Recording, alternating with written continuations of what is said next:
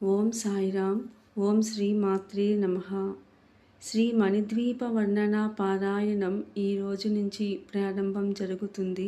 దీనికి సంబంధించిన షార్ట్ నేను ఇదివరకు పెట్టాను. డిస్క్రిప్షన్లో లింక్ ఇవ్వటం జరిగింది. ఇంతటి మహద్భాగ్యాన్ని కల్పించిన వారు శ్రీ కైవల్యాకృతి సేవా సమితి విజయవాడ భవానీపురం వాళ్ళకు మనం కృతజ్ఞతలు తెలియజేసుకుందాం. అమ్మవారి పాదపద్మాలకు శతసహస్ర కోటి వందనాలు. శ్రీమద్దేవి భాగవతంలో జగన్మాత నివాస స్థానమైన మణిద్వీపాన్ని వేదవ్యాస మహర్షి వర్ణించి లోకానికి అందించారు. మణిద్వీపం ఉత్తమోత్తమ లోకం.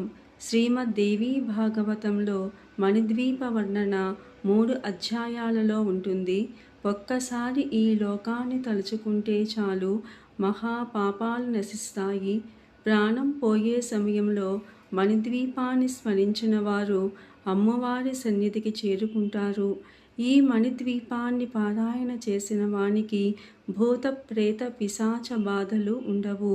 గృహారంభం, గృహప్రవేశం, వాస్తు యాగాలు చేస్తున్నప్పుడు ఈ మణిద్వీపాన్ని శ్రద్ధతో పారాయణ చేస్తే గృహంలోని వాస్తు దోషాలు తొలగిపోతాయి, సకల శుభాలు కలుగుతాయి.